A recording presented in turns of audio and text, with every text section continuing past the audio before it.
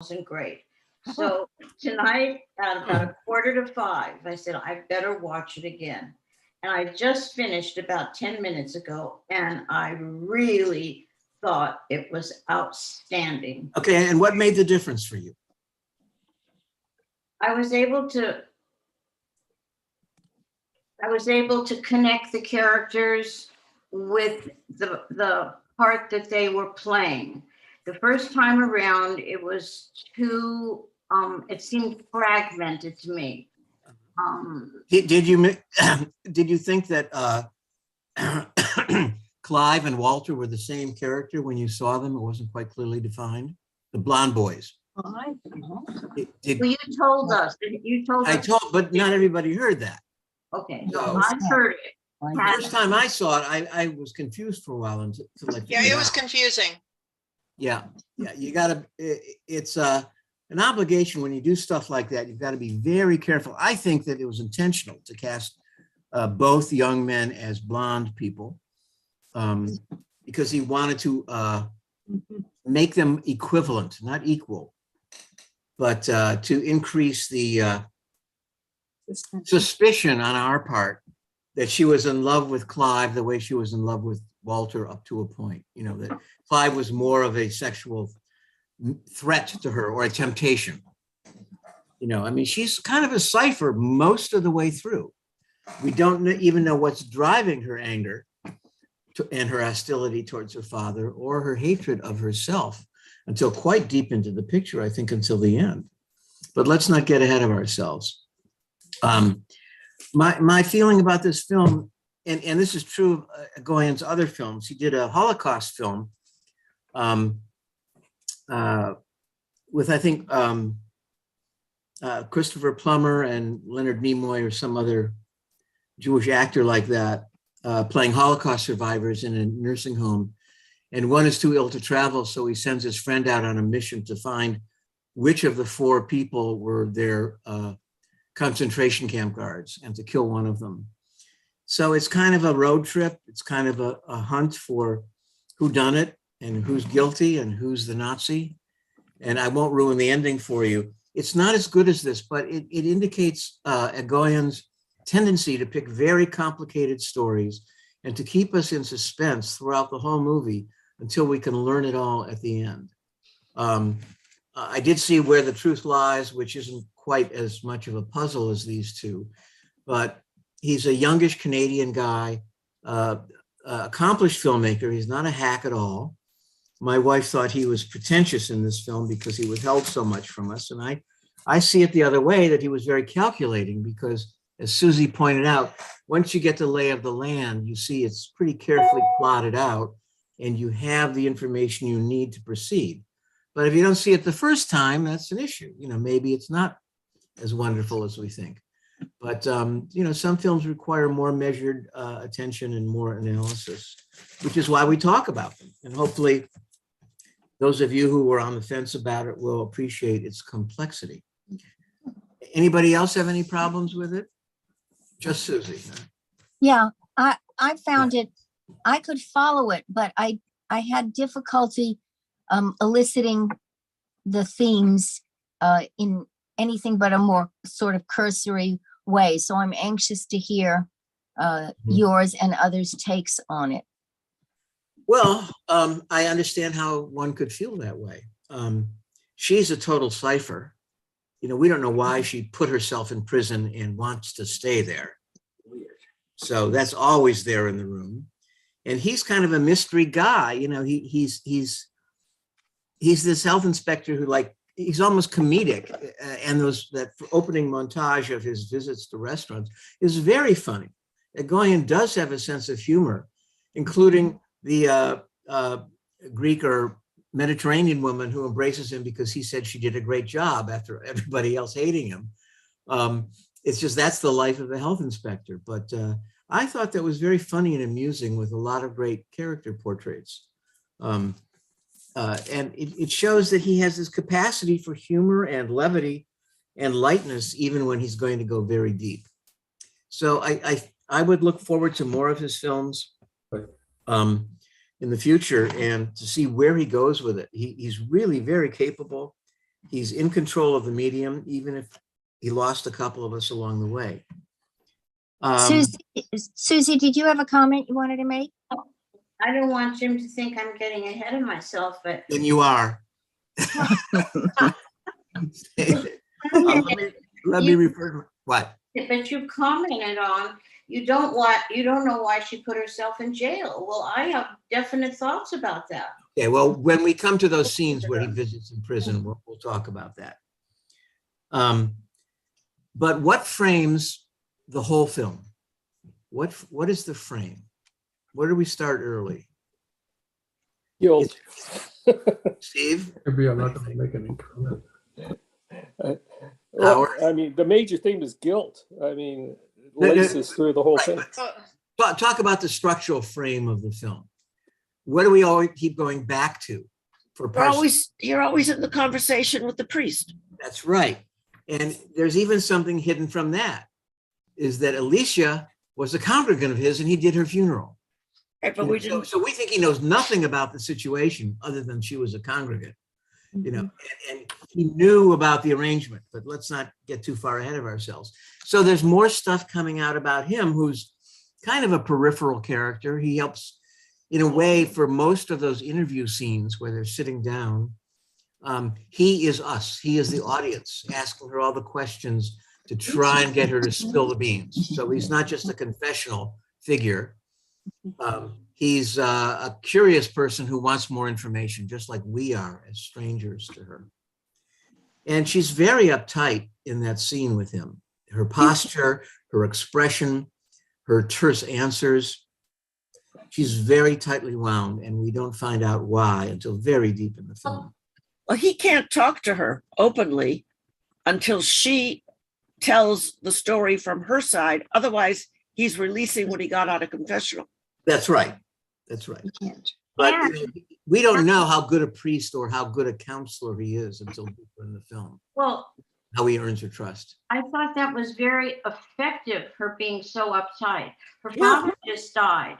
Oh, And I'm not criticizing that, Susie. It was an I observation. understand, but Because that's how we learn that there's something more to this woman, because immediately we feel she's withholding something, a lot from us. And as much as we like her and as attractive as she is and how much she enjoys conducting the band, we don't know what's really going on there. And slowly, we get a sense of her youth, her childhood, losing her mother, who was adorable and loving and fun, you know, in that one scene in the video that he reviews on his own. You know, very early, we learn that the mother died. Very late, we learn that she was ill at the time of the recital. But that one scene in the home where she comes home and he tells her, "I'm so in love with you and I'm so happy. This couldn't be a better world for us." Very touching scene. And then it cuts to him standing alone with a glass of wine after having just viewed that. The film jumps back and forth in multiple periods of time. And I think it did a pretty good job of keeping us straight with who we were watching, what we were watching, and where they were relative to those videos and the story being told. Do people agree with that? No. I mean, we've seen films, I can't name them, where people were more confused, but this skirts the edge. And that's to the credit of the director, because he's walking a very fine line. He's manipulating us as viewers.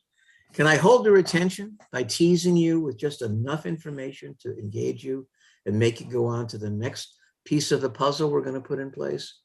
I think it's pretty well calibrated. It certainly worked for me. I liked it the first time very much, but I wasn't keen on programming it for us until I saw it a second time. And I said, wow, I'm so entranced in the issues here. And I'm seeing so much deeper into the personalities of the father and the daughter that it's good. And when I saw it again today, I'm further convinced of the wisdom of the maker, whether it's entirely successful you or something else. But that's why it's here for us to look at. So I want to point out that we're seeing all this through the lens of that interview where she has come to, I just lost all there, where she has come to discuss his funeral with the priest, Luke Wilson. And notice Luke Wilson is also a producer in the movie. And we don't know how he died, do we? And I'm going to leave that for the very end because that's a surprise too. Miriam, you have a question? Unmute yourself, Miriam. Miriam, Lower unmute left. yourself. Can't hear you. Lower left button, the microphone button. There you go. Okay, just a quick question, Jim. When the two little children meet at first with the musical Yeah. wine glasses, they're about the same age. Yeah, right. Maybe she's a year older. We Right. can't tell. They surely looked like they were contemporary little kids. Then all of a sudden, she's his teacher. No. No. And I thought that he remained a high school kid at No. 17, and she goes on to be his teacher. No, that's a confusion. They're two Yes. different characters. The boy she meets over the wine glasses, the son of Alicia, the music teacher. Right. They're close. Remember, They they look very much alike. He looks like he was when he was a little boy, practically the same face. I paid strict attention to that before I asked my question because it is confusing.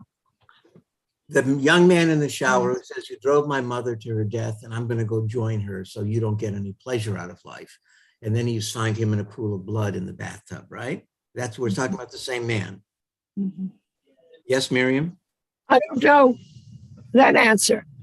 I don't know if it was the same man, but if you say it was, it was. Well, that's the whole point, is that as they grew up, she and Walter had a romantic relationship. Now, he looks a little bit younger than she in that scene where she goes to the window in her underwear and he's filming himself, telling her, "I'm doing this because I hate you and I want you to suffer." That's the watch this video later. It's wrapped around the phone that Jim finally discovers late in the film. That's one person, right? The boy in her band is another blonde man. That's the confusion I was afraid some people might not get. The first time I saw the film, I mistook them as well. And it was a little confusing. So I understand that, but I wanted to make that clear. Jeff, did you have an issue? Jeff, lower left. Unmute. My question is that did she purposely date that man, that boy, the music teacher's son, in order to basically break up with him, break his heart because of what his mother, the affair, what she perceived originally as the affair? So was it spite or revenge that she became romantically involved with him? The film does not tell us that. It's not in the film, her motivation. They are the same age. They're both emotionally connected with the mother. I don't think she did it out of revenge to get back at him, even though he accuses her of torturing him with this tale of her allowing the mother to die. It's a flaw. I'm glad you saw it. You're a smart moviegoer. I can't answer it or defend the movie for not explaining that. I think that they were contemporaries. She was an isolated young woman, and she was close to him because they performed in that concert together. He was as close to her and her family as a kid, as a young child, as anyone. So that their relationship continued past his mother's death was not a surprise to me. But I don't know why she pursued it. I thought. It's just, I can't defend the film in that way. So I understand your confusion. It's a flaw, but then again, look at all the rest that he did well. I'm not trying to defend the film all over just for that, but I agree. It's not clear, but it's clear there's a problem in their relationship, because when that scene is all about her going to the window and him leaving her for the bathroom. That image, by the way, of the bathroom and the mirrors that comes up again when she goes into the bathroom at the hotel later, they're parallel. It's meant to be a reference. And similarly, Jim, when he goes into inspect the butcher shop later in the film, walks into this mirrored surface that looks fractured. Again, he's talking about broken people, broken relationships in a visual way. granted, it's not the whole substance of the film that he's doing visually, but he's trying to enrich it to say nothing is what it seems. And we're going to look at these people in a complicated fashion because they are complicated. Both Steves would like to say something, Steve Greenberg and Steve Zimmerman. Okay, in that order. Okay, to that specific point, when we see imagery in movies, it's not just about what we're seeing, but how we're seeing it. When that little girl first sees Walter, her point of view shot of him is so mesmerized that I think you get the feeling of a very strong feeling of an attraction to him. I agree. And I think that was the explanation. She was very attracted to him. And the They were whole both attractive kids. And he was shot in this blue light and he's staring back at her in the same way. Like right. So I think that's what we're supposed to communicate. And I don't want to get too far ahead of everything. I've got some other thoughts about Okay, we'll come back. what we've been discussing with, right. See, this is an indication where the filmmaker tried to cover his tracks, and why for Steve and for me, who felt that connection between the two young children, the young adult connection, the sexual connection between them didn't seem as much as a surprise. It didn't stump us the way it did Jeffrey. It doesn't mean any of us were right or wrong. It's just we reacted differently to earlier images in the film. So, you know, the filmmaker isn't going to be 100% successful with the impact of every image or the future fallout of everything that he does. But, you know, he's successful with some. Natalie, Steve. No, I think Steve, then Natalie, then Susie. Thanks. Yeah, I agree that the two little kids were enamored of each other right from the get-go, you know, which occasionally happens actually. And so that is understandable. But it made, I had a little trouble with the character development of both of them later on as they grew up. You know, the way he processes the information about the fire, and now I'm going to kill myself and I'm going to make sure you live a life of torture. That, I don't know, to me that kind of comes out of left field given how long they knew each other. It was. No, there was no other scene of him as a young adult or of their relationship. I think his development, I know it kind of bothered me because it's such an imperfect character. But also with regard to her comment to him, I just decided to let the fire go. And so she's going to tell him that, and it's not going to have an effect. They've known each other their whole lives. You know, it's like devastating information. And that seemed kind of out of left field too. That whole interaction. Yeah, that's very important. She didn't say I let her go. I said I couldn't let her become my second mother because it was intolerable to me. But that's in a voiceover as she's going up the stairs and sees the hand with a cigarette fall down in the sheet music. I don't know who that was directed to. It's in her voice. I don't know if it's to him or not. I forget what happened before or after, you know. So it kind of threw me. And the first time I saw the film, I didn't pick up on her guilt stemming from the mother's death. I just processed the film with, she felt guilty because he killed himself because of something I didn't understand. You know, I got the enmity between the two of them. And of course, on the second time that I saw it, I realized, oh, she has two deaths on her hands, on her guilty conscience. One, as a young child, can she be responsible? No, she was protecting her mommy she just lost, or the place of her mother in her life. And the second, as a young adult, where she could be more responsible for a romantic relationship, but she didn't mean for him to kill himself. I don't think she told him or let him know, or that they shared that information so that he would kill himself. I think he was in a very dark place and was vulnerable, and it happened. Mitchell? No, I think next is Natalie, Susie, and then Mitchell. Okay. Okay. The thing that was painful for me in watching this movie was how lonely that father was. Everything about him, everything you learned about him, his relationships with that rabbit. it was so sad. And I'm going to take it to the very beginning of the film when the pastor says to her, Victoria, well, what can we say about your father when I give this speech? Is there anything we can say about what you know about him? And she has no answers. Right. And yet toward the end of the film, compared to her sitting there saying nothing, the father talks about how much he loved her, how he was so proud of her musical talent, how he did everything to try to pay for all those lessons he gave her, Yes. how he went to see her play, how he went to see her practice. Did that matter to her?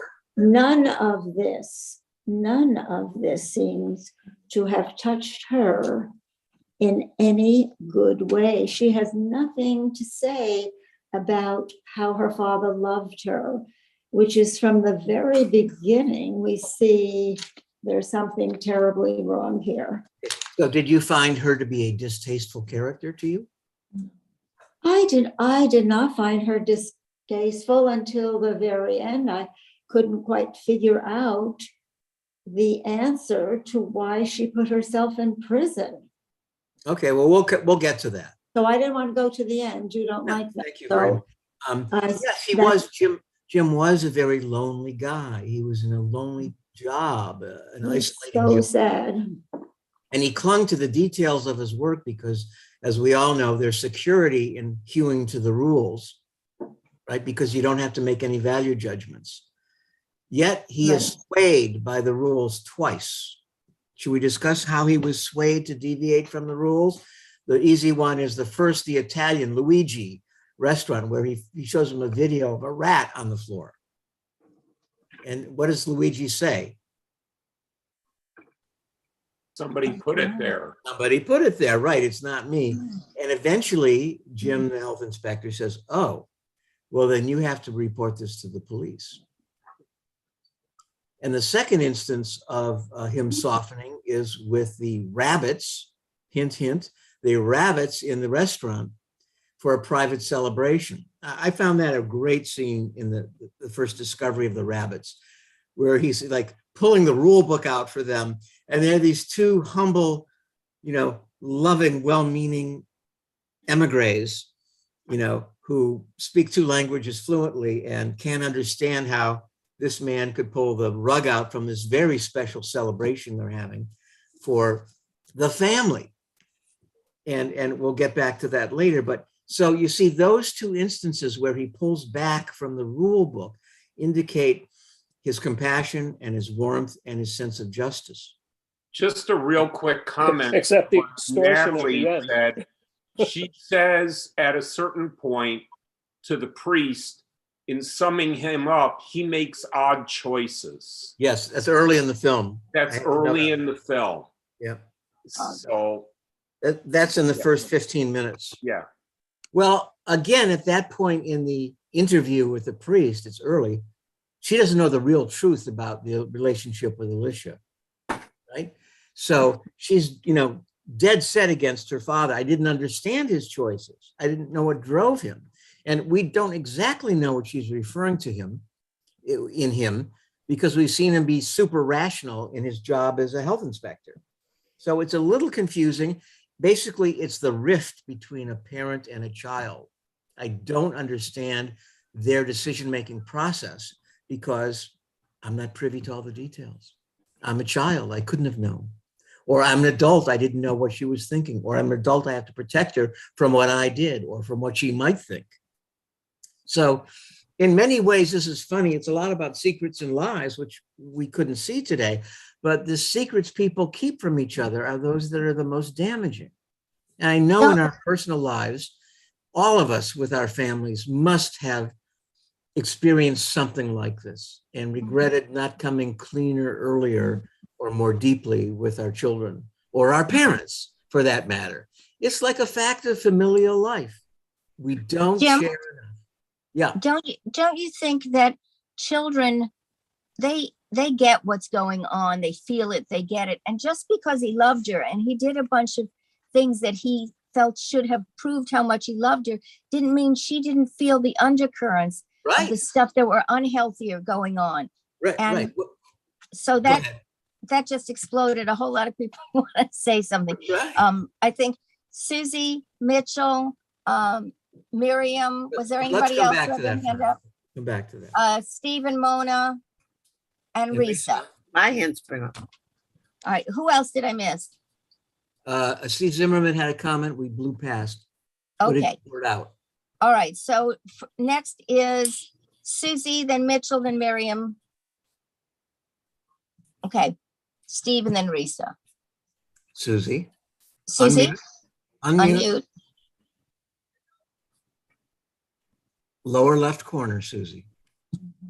The microphone. Okay, so I don't think that we should be so hard on, I forgot what her name was. Veronica. The daughter. What was her name? Veronica. Veronica Lake. I remember the day before my mother's funeral, when my brother and I and my daughter had to sit in front of, God bless him, Rabbi Feinstein, and tell Rabbi Feinstein all about my mother so that he would be prepared for her funeral. He never met her. And I'm a pretty verbal person. My mother was a Spitfire. All of a sudden, I couldn't say very much. I just couldn't. And neither could my brother, and neither could my daughter. We all just, at the beginning. And then he did very much what this priest did. He brought things out, then we got on a roll. But that's pretty tough. And then the next thing I just want to say is I think the most interesting, deepest character in the whole movie was the father, was the whatever his job was. I thought he played it. I thought he was fantastic. He had so many layers. He's quite a good actor. So that script was brilliant for him. it was. Who's next? Next is Mitchell. A couple things. I thought that she was seeing Walter, and that the reason that Walter was in the bathtub was because she broke up with him. Yes. And Yes. that I also thought that the room that they were in was similar to the room that they were in for the threesome to try and attract the bus driver. It looked like the same hotel room to some degree. And thirdly, I thoroughly enjoyed the movie, and I don't understand why Rotten Tomatoes gave it a 40. Well, welcome to Rotten Tomatoes. They're not the sharpest tacks in the Oh, come on. barrel. They're usually. Next is Miriam. And then Simona. Yes, I think that showing the father holding the hands of the piano teacher, sitting with one of the women on his left side, and his wife on the other side, or it doesn't matter which side. Anyhow, he sat in between these two women. What the child saw was them holding their hands with her own mother sitting next to him on the other side. Right. That was sufficient. You do not have to be a major analyst of any kind to see how disturbing that was for the child. Yep. 1. 2, how impossible it was for her to express this in any verbal kind of way, not to her father, not to a friend, not to a therapist. And therefore she saw it, and it did its work inside of her, making her rebuff him and his love for her, Right. which no one would ever understand why. until she could explain what she saw and how it changed her feeling about her father totally. Right. I think you're absolutely right. And that for me, was the charm of the movie, that it made us, what's her beef with this guy? And it looks pretty damning from her seeing them hold hands. But of course, there's the truthful explanation. But behind all that is the dad didn't come clean with her, even in the prison meeting where she brings that up. He says, well, I'm right-handed. I had to have shot that with my right hand. And of course, the truth is that they were holding left hands. Right. Yes, Risa. They weren't Okay. holding. She put her left hand on his left. She put her left You hand lied to her. on his left Okay, hand, but and he that's- photographed over. Right. So But the that's point what is- happened.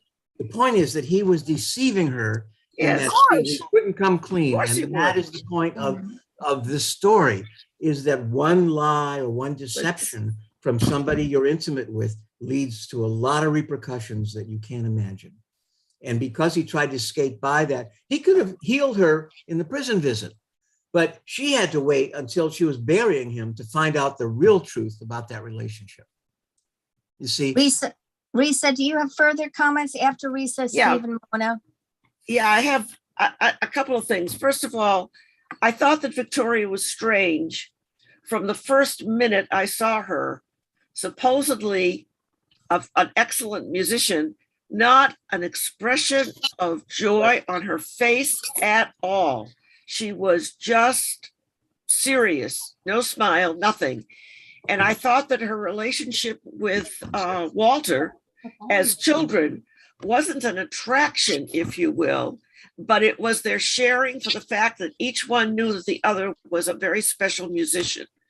Because the wine glasses, I mean, that's a strange way to teach your child music, but he was spectacular and she was spectacular at the piano. And I thought that was their attraction. The other thing that she said about her father early in the movie, I think, just speaking to the priest, obviously, was that the best thing she could say about her father is that he was a wonderful caregiver of her rabbit. And he loved the rabbit. And of course, he was taking care of the rabbit. And that was kind of in place of the fact that he wasn't in a very close relationship with his daughter. The other, or a surrogate, yeah. And the other thing was, we talked about going easy on the rules. I knew the minute that rat was seen that he had put it there. There was no question. No. Yes, He he did not. No, he did not. That happened way before. definitely one rat through. I knew that he put that rat there. And I'm with Risa. Did you not believe Luigi? That Luigi said, I know exactly who put it there. yes, he knew exactly who did it. But it wasn't Jim. Oh, I think it absolutely was Jim. No, it was Based some on what? Toronto mafia guy. Because this guy was a perfectionist in his job. And if he had found, No. anyway, I thought right away that that's what had happened. In defense of the story and the writing, Okay, I think that was meant to show his, remember, he relents and says, well, then you should go to the police. But, I don't think that was relenting. The point is, he was so I ethical. don't either. Please mute yourselves. The point is, he was so ethical with everybody else professionally. He couldn't be ethical with his own daughter. You see the irony there? But he's the one who spread Because he gets deeper and deeper into it and he violates his own ethics. He uses what he knows about health inspection to get to talk to the grandson. Well, that's called dishonesty. Yes, well, excuse me, nobody's perfect. That's a I revelation. agree with Risha. He was motivated, Miriam. I agree with Risa. I think he planted it. I think he was not particularly ethical. I think he was using his work to punish people. If so, Fern, that was the first case of his lack of ethics, because everything else we've seen in the montages of him inspecting other restaurants, he was true blue to the rules. I think that he was using the rules and I do covering too. up who he was. Well, I want to give Steve and Mona a chance. They've been waiting a long time. So unmute yourself. Okay, I have a couple quick ones and then it's mostly Mona, but I agree that he was manipulative and used the rules, and he planted the rat, and I never thought he was that ethical. And I think that it was very clever. I think the restaurant with the rabbits, I think they made up this party and then scheduled it to avoid his wrath. And they did a great job of covering. Mona has the.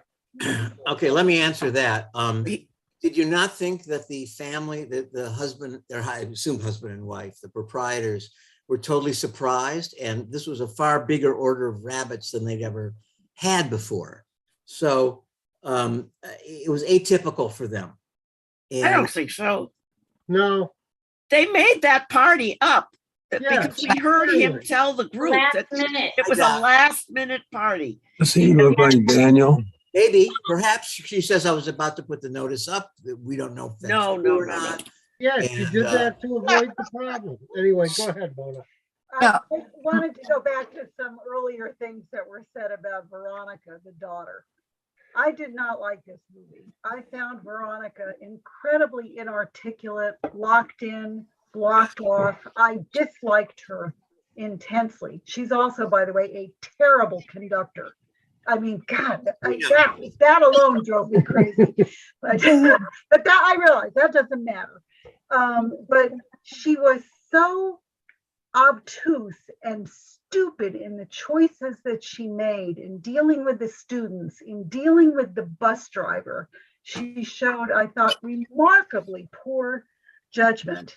And I thought of all of the things to get back at the bus driver, what a ridiculous way to handle the situation. She was like even more immature than the high school students she was supposedly supervising. I thought it was interesting. I found the character of the bus driver actually one of the most interesting characters in the entire movie. And he was a jerk. I mean, the guy was just a sexist jerk who was trying to come on to her in the most unappealing way. And she could have shut him down if she would have bothered to acknowledge that he was a person. And if she had just said, I'm a teacher, I'm supervising these people, she should have gone out and had dinner alone after some of his remarks at the table. She makes bad choices too for herself. Yes, she made terrible choices. In terms of the father healing her, he could never heal her. I thought she had been lonely for years and years and years, and there was nothing he could say or do to make up for many years of after her mother passed away of this kind of. Well, there was something he could have done, but he didn't. He didn't have the courage to say, listen, I have to tell you that when mom was ill, she gave me permission to have a relationship with this music teacher. Well, I can well understand a father thinking, I'm not going to have that conversation with a 10-year-old daughter. But not then. But And later even- on, when he's visiting her in prison, he could have come clean, and he didn't. I don't think, even if he had, I don't think it could have made up for years of living in isolation with him. They may have been living together, but he was a very closed off, Insular, yeah. insulated person who had no charm. It seemed to me when he referred to the fact that he had tried to be in the restaurant business, I thought, well, of course you were a failure. Look at the way you talk to people. You don't greet anybody with warmth. You don't really seem genuinely happy to have anybody, come to you. So I thought he was like, I felt like, and in this, I thought the movie did very well. I thought you saw things when he walked into the restaurant, you saw things from his point of view.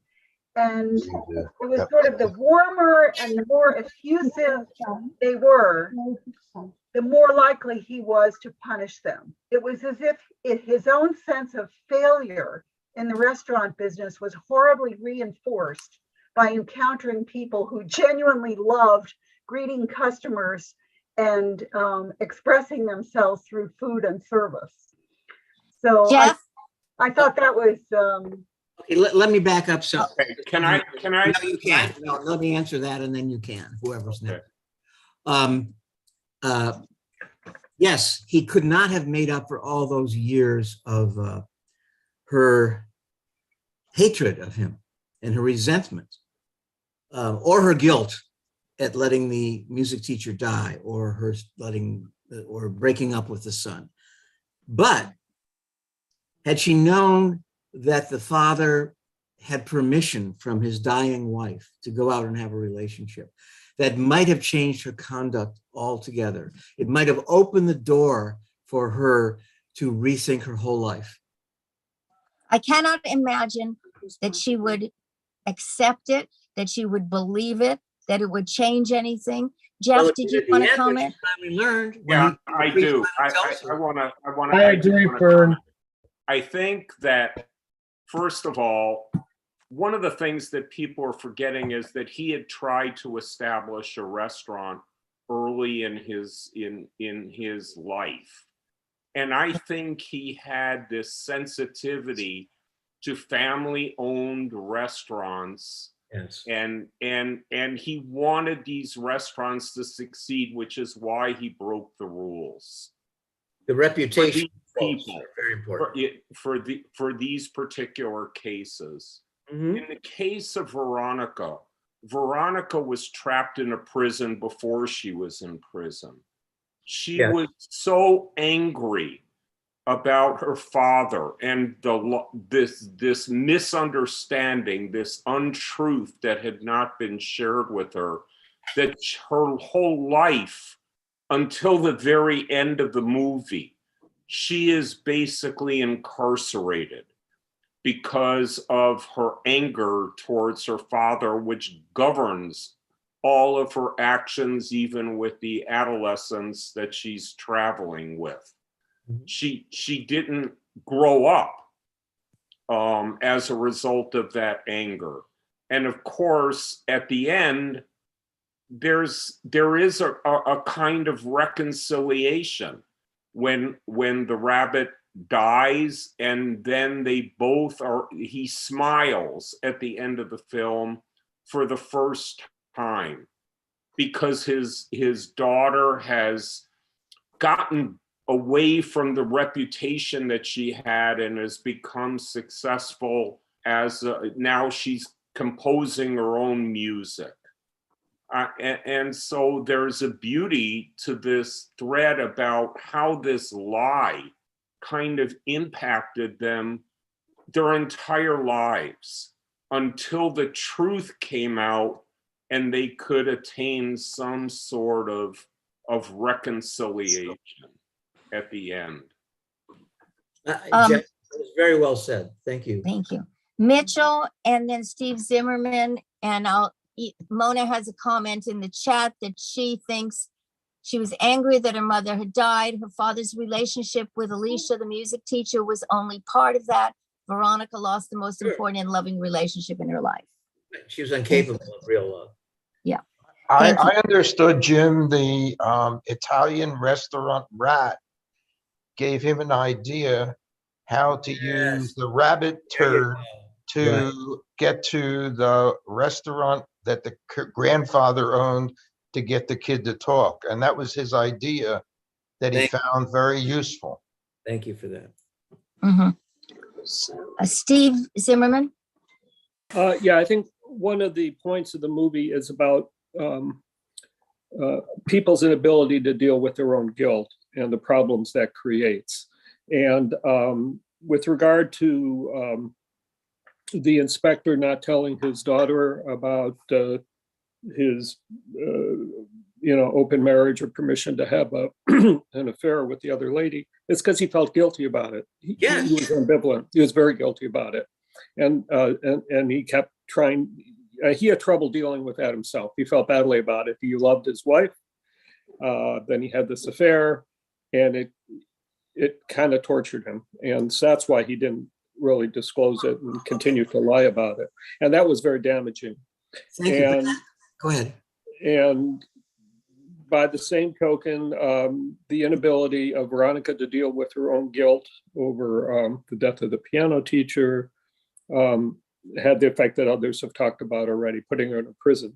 So I think one of the main points of the movie has to be how can people constructively deal with their guilt about things they may or may not have done. Right, exactly right. I'm so glad you said that, because I think that's the whole point of the movie, is that our guilt, real or imagined, destroys us and people around us. And Brad, do you want to add? Unmute, Brad.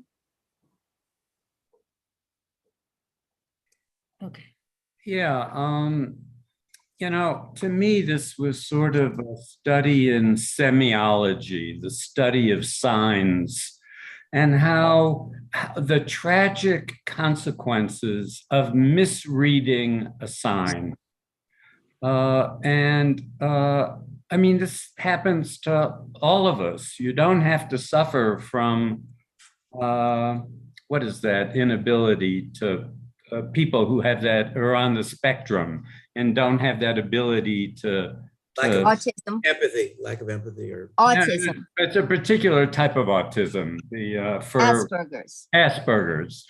Asperger's patients who are unable to read gestures or to make sense of gestures or signs or expressions.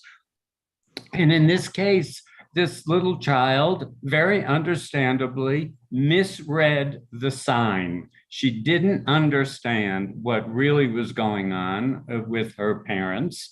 And because of her inability to read the sign, to interpret the sign, it changed everything. I mean, and that happens to a certain extent, I think, to all of us. We all suffer from an inability to read signs. Absolutely, Brad. I think you're right. And we miss like two ships in the night that pass and don't recognize each other, as the cliche goes. We're just not keen enough to understand the other person's situation, even if we're related to them. And especially if we're very young. Especially if you're very young. Now, I want to comment on. Excuse me, Jim. Can I ask Brad what you're putting a certain amount of culpability on this little child, a little girl. Now, what exactly are you talking about? She saw them holding hands. She misinterpreted it. What should she have done when she saw them holding hands? Why did this responsibility fall upon her? No, I don't think it's a question of culpability. Well, then what are you speaking about when you said those words exactly? I'm just saying that this is a fact of life. Well, what signs are you referring to that this little girl misread? He saw the holding of He's saying this is what happens. He didn't say that. He saw the holding of hands and projected something onto that. What should she have thought instead? I'm not saying that she was right or wrong. I'm not being judgmental about her. Yes, you are. No, I'm not. Not at all. I'm not being judgmental of her at all. I'm saying it happens to all of us. We misread signs. So how should those signs be read? I'm very serious. I'm not just asking. You see two people very surreptitiously holding hands. How should you, and the mother sitting there. How should one interpret that? Miriam, stop for a second. I think what she may be saying, in other words, is how else might you say it's a misinterpretation? And I think Miriam is saying it's not a misinterpretation. It's exactly what did happen. And that's really the question. Okay, but it wasn't exactly what happened. And Miriam, I think the answer is because she was a little girl, you couldn't expect her to assume anything else.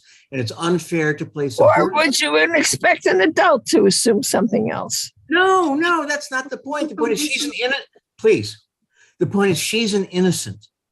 And the father didn't realize that how much he had to protect her and eventually dissuade her of that. He could never do it, even when she was an adult. So Brad, If an adult saw them holding hands, not a child, what would you want the adults to think? no, she was not an adult. She was a child, and she But if misinterpreted. an adult saw the same thing, what we saw it, what should we have thought? Miriam, that's a different movie, and we're not talking about another movie. No, I don't think so, Jim. I think you're not answering the question. And let's move a little from it because it's a little heated. Is that she saw something, and in Yes. fact, that she didn't miss. What Miriam is saying is she didn't misinterpret it. She saw exactly what was in fact happening. Yes. And Brad was saying that she misinterpreted, and Miriam is saying it's not a misinterpretation. It is exactly what happened. Okay, they were holding hands. Yeah. Yes, that's a fact. And yes, he kept it from her. And she saw the right thing, and her mind went in that direction. But it was not open to any explanation. And he didn't provide any explanation. So she lived her whole young adulthood growing up thinking, Daddy betrayed Mommy, and I'm so pissed off at him. Not only did she die, but he betrayed her. So it's not that she should have thought something else. She couldn't have. Nobody can blame her for thinking that. It did happen. Brad, I think you just mischose your words there a little bit. I know you saw it. Wait. I think what Mona just explained in the chat, and what Mona said is the child saw it and saw it as a sign that her mother was being humiliated. In fact, in their relationship, it was not a humiliation, it was permissive. Whether we liked it or the child liked it or not, that was the misinterpretation that Brad was referring to. The dynamics of the relationship, the mother, Alicia, Jim, and Veronica, they're all distorted. People only saw what they could see based upon what they knew, right? Alicia probably did not have the understanding of the nuance of adult relationships when she was 7 or 8 years old that she did when she was 16 or 20, right? So it's not that she was wrong, it's that she didn't have the ability to understand the relationship for what it was, the complexities of this dynamic. Jim, may I say that I'm 70 and I still don't understand the complexity. I still don't understand the complexity of relationships with sometimes as an adult, but this is a very good movie. Thank you very much. Well, I think all of us are at a loss for all adult relationships, but that's the beauty of this film. It makes us question who did what, when, and why, and are they guilty or not, or what could they have done? It makes us ask questions of people's behavior, whether it's a 7-year-old or a 40-year-old man. It's going to create these issues where we see things slightly differently, but we discuss them in this way to talk through them so we can understand them more clearly. Who have we neglected for the last 5 minutes? I don't think we've neglected anyone. I think you can move on. Everybody asking questions. Well, let me see if I can come up with something interesting to discuss from our notes in our closing half hour. Barbara's going to say something while you're looking at that, and then Brad again. Let's get a drum roll for Barbara. Better be good. I think I think the conversation has been better than the film. I think everything that the film raised was really interesting. I don't think it successfully, for me, really carried these issues in a way that worked. I really love the conversation tonight.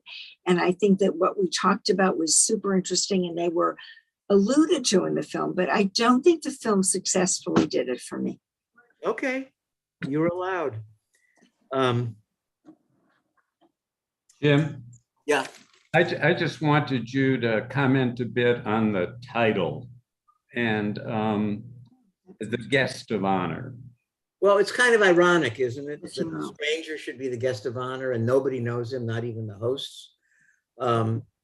But they're grateful that he allowed them to host the party. And I think it was a party that had been planned because it was a larger order than they ever did before, which is documented in what they said in the. Oh, because she said she was trying a new item on her menu, and that's why they had this. She was like going to be a special, but it seemed pretty obvious that the party, that all of a sudden they realized there was a loophole, and they told him it was a private event. Okay, maybe I was wrong. I can see that, Karen. Thank They you. said during the party it was a last minute thing, and thanks everybody for coming at the last minute. Right. You're right. Because they made that party because they knew he was going to come back and catch them if they didn't have the party. So they were just, following this loophole that they suddenly were inspired to save their restaurant. Well, I I accept thought that. that was very touching, actually. I thought it was that they were very touching, and they're trying in the most graceful of ways to get around somebody who was trying to sack them for his own personal reasons. They were to me, they were some of the more extraordinary people in the movie, and the struggle that people have in dealing, who are just trying to get started and dealing with everything that goes on around them, including a nasty bureaucracy. Look, they escorted him out. They got him the taxi home. They also sent the video to They the were kind. Steve Zimmerman? Yeah, I thought that the Turkish couple were also very empathetic people and easy to relate to. But for the life of me, I can't understand the way they wrote the plot at the end, where they invited him to go to the microphone. Yeah. I mean, to me, that is insanity. I mean, they're obviously intelligent people, shrewd, came up with a plan to, convince him to let them leave the restaurant open. And then in a drunken state, let him go up to the microphone. And she actually disclosed that it was a scam, which is inconceivable to me. That you'd think the last thing she'd want him to do, or let me rephrase it, you'd think all they would want to have happen is have him leave as soon as possible. Well, if we were them, yes, but I'll give them a little cultural license, but I agree it was a bit far-fetched. On the other hand, the filmmaker wanted him to spill his real thoughts. I mean, he was drunk. Made great points to show how many glasses of wine he had before he did that. That's interesting. I forgive it for that. I think all that's really important is what happens after it. And coming back with a dead rabbit to them. Jeff? Yeah, I was just going to ask, can we talk a little bit about social media within the film? Because that's what allowed her reputation to be damaged so quickly. No. And the other thing is, I'd like to talk about the end of the film, which let's do that. We must talk about that. Well, it's not social media per se that was so damaging. It's that she, reacting to her own guilt, allowed it to proceed. She pled guilty to seducing the boys and abusing her power as a teacher. Well, it wasn't just that. There was also the bus driver using the medium, grabbing her phone and sending calls. That was not a viral event. But there was viral stuff that he mentioned as to how this information got out so quickly about her. By the way, the bus driver, to me, was completely obsessed with her. He was a very sick individual in the way that I viewed it. He was married, and yet he was deeply attracted to her and couldn't stand the rebuffs that he was getting from her. You're right. But what we've discovered from our various perceptions of people is that nobody's perfect, and everybody was deeply flawed in this movie, except the rabbit, who just died. And we like it. In our closing minute, well, we have some time. Does anybody else want to say anything before we proceed to the ending? No, I think you can go. Okay, we should go. What happens at the end? I'm sure some people miss this. It's a bit oblique, but the last time we see him is, I believe it's after she leaves the priest and she learns that there was permission to have the affair. Totally shakes her up. I mean, she's the most vulnerable then and shows the most transformation She's most expressive when he tells her, Alicia gave permission for this. I knew her, she told me. The last scene is not that, to make her feel bad, you know, about. Jim, Alicia was the one, he was the other one. You got it backwards. His wife gave him permission to be with Alicia. With Alicia, yeah. Yeah. The next scene is really important because we go back to Jim when he's alive. It brings us to the funeral because he's examining a piece of meat. His shot starts on a thermometer, comes up to reveal his face looking at the thermometer, and then he drifts away and he goes away from his job and away from his concerns about the cleanliness of the house. And his face goes vacant, and then he smiles and he kind of laughs and he gets serious again. And he walks away from the meat case and he passes by his open briefcase with the pass or fail signs in it, leaves it there, and he walks out into the floor of the restaurant as though he's in a trance, right? And then he finally, and listen to the music there, a very important cue here. The music is quite serious. He walks past a mirror and he stops, and you see his head reflected in the mirror. And did anybody notice what happens then? His image on the floor of the restaurant fades away, but the restaurant remains, and his head remains visible in the mirror. I read that as self-erasure. I believe that the filmmaker intended to imply that he committed suicide because of his guilt and his sense of responsibility for her mistaking his actions and therefore her committing herself to jail. Wow. I understand that not everybody may have felt that way, but I feel very strongly that's what was on the filmmaker's mind. And as Steve Neiman said, a critic's job is to judge whether or not the filmmaker succeeded. Did you think that? How do people feel about that? That's Missed very it. observant. I missed it. Okay, Very observant. I understand that you may have missed it, but how? Susie, Susie, unmute. unmute yourself. Lower left corner, Susie. Unmute. Unmute. Okay, I'm unmuted, right? Yes. Yeah. Okay, I think that she went to jail she put herself in jail, revealed all of the guilty things that she contributed, all the things that she contributed to that made, she didn't help out with the fire. She couldn't stop her boyfriend from killing himself. She couldn't keep her mother from dying. So that's why I think she went to jail. She needed to punish herself. Yes, you're right.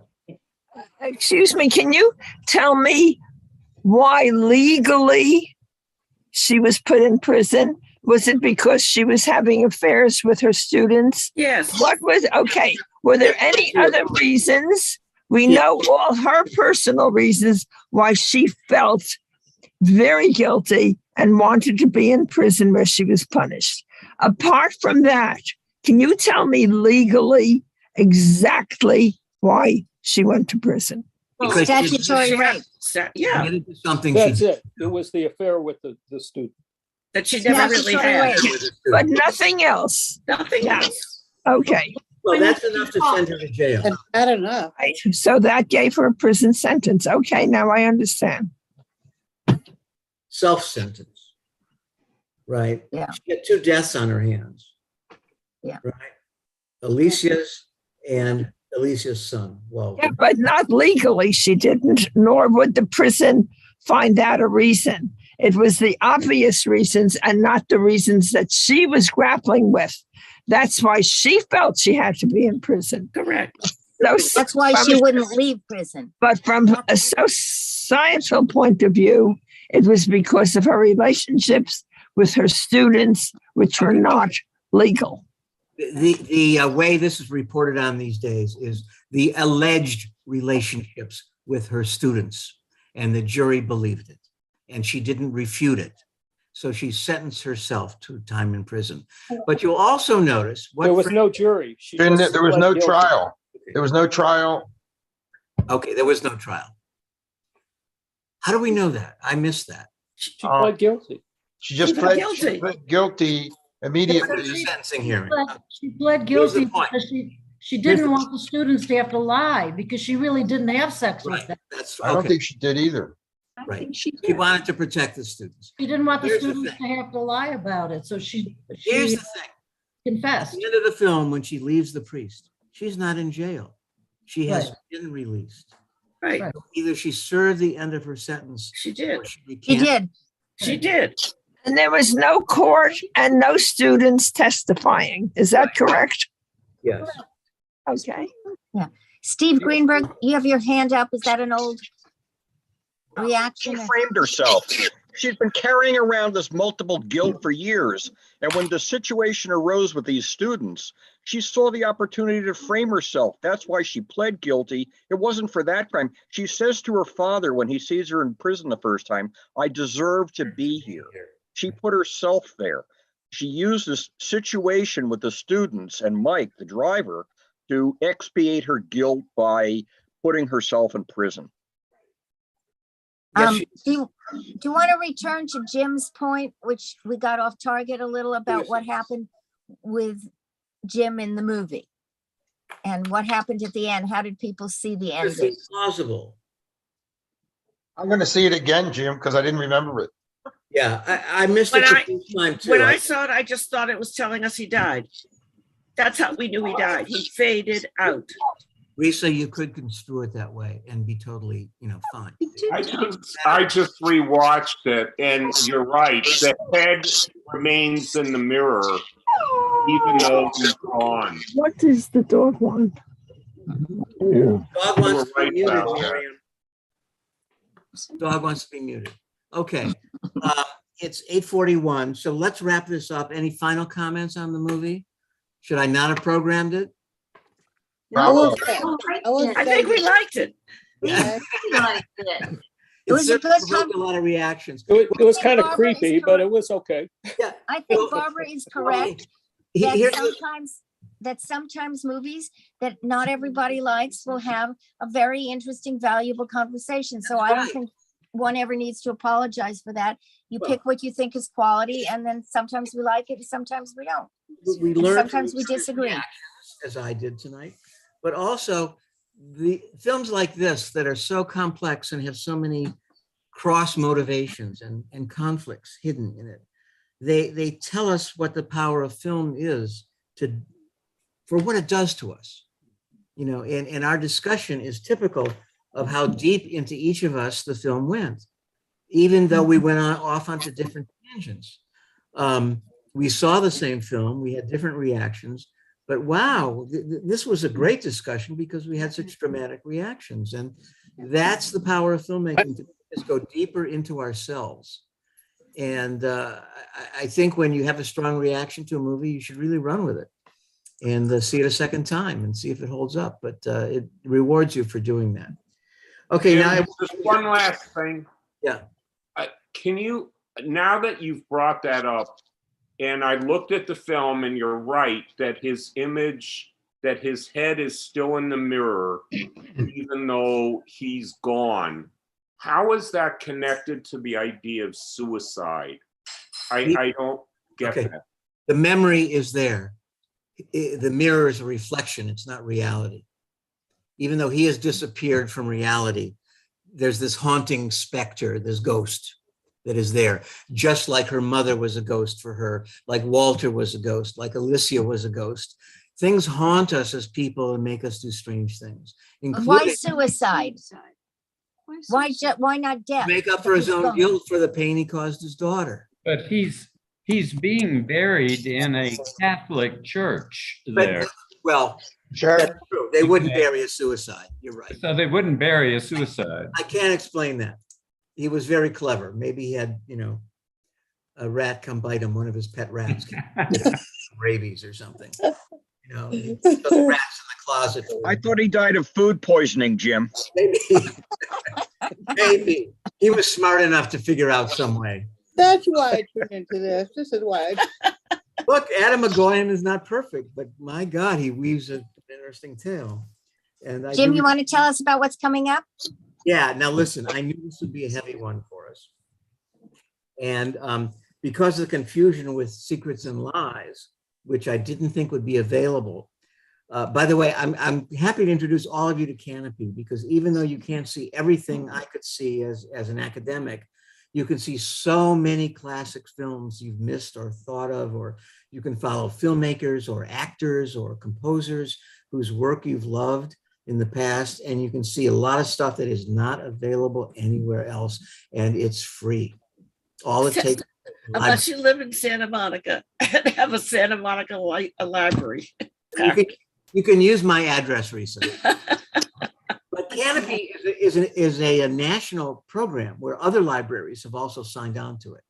So maybe Santa Monica did, but you're all welcome to use my address. Just don't come over at the same time. And it's a great resource, and I've been having a ball, but then I realized that you can't see what I can see. So I watched a lot of films that won't be productive, but and I'll share the list with you in case you can't see. They have a lot of foreign films in particular. A lot of foreign films, right? They have a lot of Fellini. They have a lot of the neo-realists. They have a lot of silent films. They have a lot of Jewish films. I just sent, Kino Lorber also has a lot of old films. And I sent to many of you today an email about a woman, Jewish woman filmmaker in 1919 who did a film that Kino Lorber has resurrected. Please tell me you got that, or I'll have to send it out again. Yeah. Fascinating. I know the name, but not of her film work. Next time. So listen, this has been kind of heavy. We've had a couple heavy films. So I want to change us up. And in 2 weeks from tonight, we're going to see a much more fun film. Steve Greenberg, what's your favorite film in the whole world? Come on. About Time. What? About Time. And why do you love it so much? It has everything this group is created for. Well, that's very coy, but thank you for the reference. It's made by a man who's very much involved in Four Weddings and a Funeral. He did Love Actually, which your grandchildren probably swoon over if you don't. And he's a very humanistic, on your sleeve kind of emotional guy. But this is a fun, I wouldn't say rom-com, but this is a time travel movie that's actually adult and isn't about time travel at all. So you would never call this a sci-fi movie, would you, Steve? No, No, not at all. So that's what's fun about it. It uses It's a humanistic movie. it uses the whole, if you could travel back in time and correct all your romantic mistakes, would you? Yeah. Jim, what platform do we see it on? That's on Amazon Prime. So we'll see that. We'll have a lot of fun with that. It's What's the name of it? About Time. About Time. About time you saw About Time, Arlene. Enough of this hard Thank edge. you. And then we'll see Secrets and Lies, which is another humanistic film of another stripe, which is astonishingly intimate. And that's directed by the British filmmaker Mike Leigh, L-E-I-G-H. And there's a wonderful interview with him by Charlie Rose, whose name we shall not speak of in the future. He of the open bathrobe. Yes. He interviews both Mike Leigh and the two actors in this movie, Brenda Blethyn and Baptiste. And they talk about their method of accomplishing this movie. Basically, the actors worked with him individually for 6 months, developing their characters and developing the story. He's the only filmmaker who works this way, using the actors as a story room, the story committee. And it's extremely intimate and real. And the characters don't know what they're going to encounter until the first day on the set. Jim, on what platform is that? That is on HBO Plus, not Canada. Secrets and Lies? HBO Max. Max, sorry, HBO Max. Okay. That's a wonderful film. And so that's that'll take us through the next month. And we'll get through August as well, because I've got a lot of other ones. Jim, are you changing the date on that? You know what? I have told Hannah, well, in two weeks, there's no date. 2 weeks, I know. That's July 23rd. I've reminded her that a respected clergy person has commented on Tisha B'Av, which I believe is the destruction of the temple. Right? Yes. Happy holiday. Yes. And on the 6th. They were under the impression that it was Friday and Saturday, not Saturday and Sunday. So I asked her to please consult. You can't have Tisha B'Av on a Friday night. Okay. I asked her to please consult with the clergy and straighten that out. So okay. I thank you for that unknown respected rabbinical consultant who corrected me. Yes, yes. And you're not. Okay, this was great. Thank you. It just goes to show this discussion is the more we put into it, the more each of us gets out of it. Can you please repeat the date that we're going to meet? Next, 2 weeks from tonight, I believe that's the 23rd. 23rd. Yes. And we're going to see About Time on Amazon Prime. Thank you. Thank Thank you. you. Thank you, everyone. And we'll see you then. Bye. Take Have a care. great Thank you. Sam, Have a thank good- you. Fern, thank you. Good night, Sunny. Bye, everyone. Thank you. Fern. Bye, Bye-bye. sweetie. Bye, everybody.